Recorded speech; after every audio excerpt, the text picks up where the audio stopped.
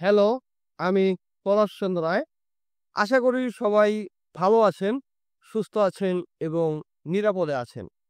আজকে আমরা আলোচনা করব যে দণ্ডবিধি রয়েছে ১৮৬০ সনের। সেই ১৮৬০ সনের দণ্ডবিধির যে সেকশন ৪ রয়েছে, সেই সেকশন ৪ সম্পর্কে আজকে আমরা আলোচনা করব।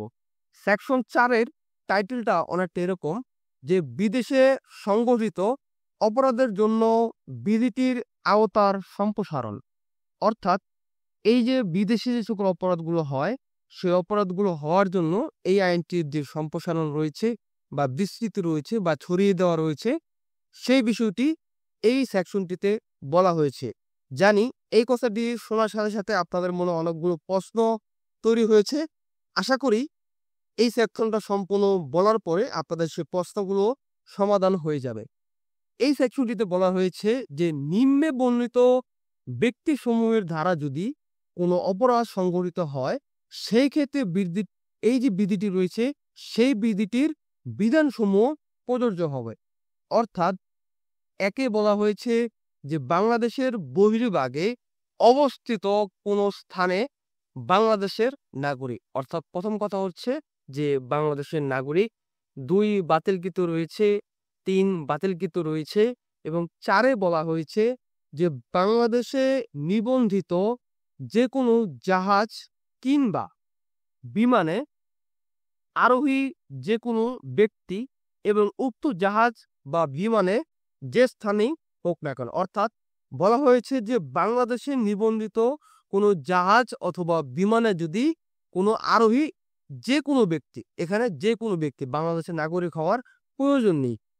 এই সেকশনটিতে এই যে ৪ রয়েছে, এই ৪ এর একটি ব্যাখ্যা রয়েছে।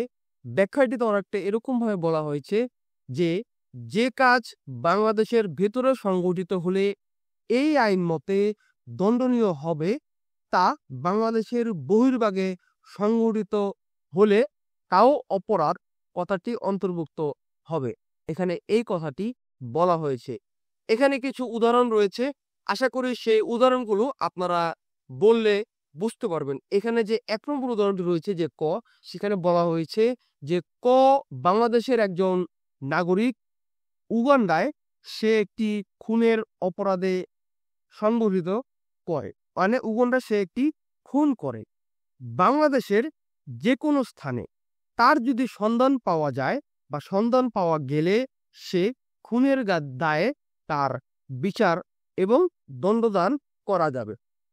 অর্থাৎ আপনি যদি বাংলাদেশের একজন নাগরিক হন এবং আপনি উগান্ডায় গিয়ে যদি একটি খুন করেন বা একটি খুনের অপরাধ সংঘটিত করেন, আপনাকে যদি বাংলাদেশের কোনো স্থানে যদি আপনার সন্ধান পাওয়া যায় বা আপনাকে যদি ধরা যায়, তাহলে খুনের দায়ে আপনার বিচার এবং আপনাকে দণ্ডদান করা যাবে। আরো একটা উদাহরণ যদি এখানে দেই যে খ একজন ইউরোপীয় ব্রিটিশ প্রজা বা নাগরিক, এখানে প্রজা কথাটি বলা হয়েছে যেহেতু এটি একটি ১৮৬০ সনের আইন। এই আইনটিতে অনেক ভাষা রয়েছে, যে সেই ভাষাগুলো ১৮৬০ সনেরই। তো এই ভাষাগুলো আসলে পরিবর্তন করা হয়নি বা হয়তো ভবিষ্যতে পরিবর্তন করা হলেও হতে পারে। তো এই যে ইউরোপের যে ইউরোপীয় ব্রিটিশ প্রজা নাগরিক রয়েছে, সে রংপুরে একটি খুনের অপরাধ সংঘটিত করে। মানে সে আমাদের এই দেশে এসে যে রংপুর রয়েছে, সেই রংপুরে একটি খুনের অপরাধ সংঘটিত করে। তাকে যদি, অর্থাৎ তাকে বাংলাদেশের যে কোনো স্থানে যদি তার সন্ধান পাওয়া যায়, তাহলে তাকে ধরে যে এই যে তিনি যে খুনটি করেছেন, সেই খুনের দায়ে তার বিচার কার্য করা যাবে এবং তাকে দণ্ডদান করা যাবে।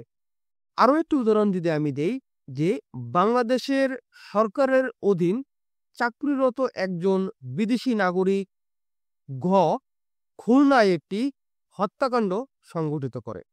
বাংলাদেশের যে কোনো স্থানে যদি তার সন্ধান পাওয়া যায় এবং তাকে যদি ধরা যায়, তাহলে তাকে খুনের দায়ে বিচার কার্য করা যাবে এবং তাকে দণ্ডদান করা যাবে। আরো একটি উদাহরণ যদি বলি যে খুলনায় বসবাসরত একজন ব্রিটিশ নাগরিক গহ চট্টগ্রামে একটি হত্যাকাণ্ড সংঘটিত করে এবং সংঘটিত শুধু আসলে উদাহরণটা অনেকটা এরকম, আমি আসলে উদাহরণটা ভুলে গিয়েছিলাম। যে উদাহরণটা হচ্ছে যে মানে গহ সে আর এই হত্যাকাণ্ড সংঘটিত করার জন্য মানে ওকে পরিচিত করে, অর্থাৎ সে ব্রিটিশ নাগরিক, সে আরেকজনকে পরিচিত করে।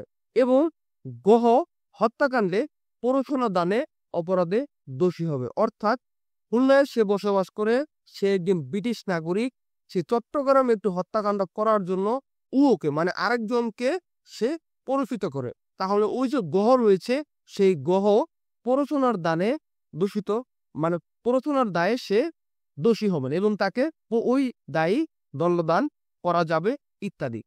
এখানে কতে বলা হয়েছে বাংলাদেশি নাগরিক বিদেশে যদি অপরাধ সংঘটিত করে, যেটা বাংলাদেশ অপরাধ। খ উদাহরণে বলা হয়েছে যে বিদেশি নাগরিক সে যদি রংপুর বা বাংলাদেশের এখতিয়ারাধীন বাংলাদেশের কোনো অঞ্চলে সে যদি হত্যাকাণ্ড সংঘটিত করে। আরো একটি বিষয় গতে বলা হয়েছে যে বাংলাদেশ সরকারের অধীনে চাকরিরত বিদেশি নাগরিক, তাহলেও তাকে দণ্ডদান করা যাবে। আরেকটি উদাহরণ বলেছে যে ব্রিটিশ নাগরিক, সে খুলনায় বসবাস করে, সে অন্য আরেকটি স্থানে আরেকজনকে হত্যা করার জন্য সে উহকে পরিচিত করে, তাহলেও তার বিচার করা যাবে। পূর্বের সেকশন 2 পড়ানোর সময় বলেছিলাম যে বাংলাদেশে হোক বা বাংলাদেশের বাইরে হোক, এই যে অপরাধগুলো রয়েছে সেই অপরাধের বিচার বাংলাদেশের আইনের মাধ্যমে এবং বাংলাদেশের আইন আদালত দিয়ে করা যায়। সেটা আপনারা দেখতে পেয়েছেন সেকশন 3 এবং সেকশন যে 4 রয়েছে সেই 4 একটু বিস্তৃত আকারে বলা আছে।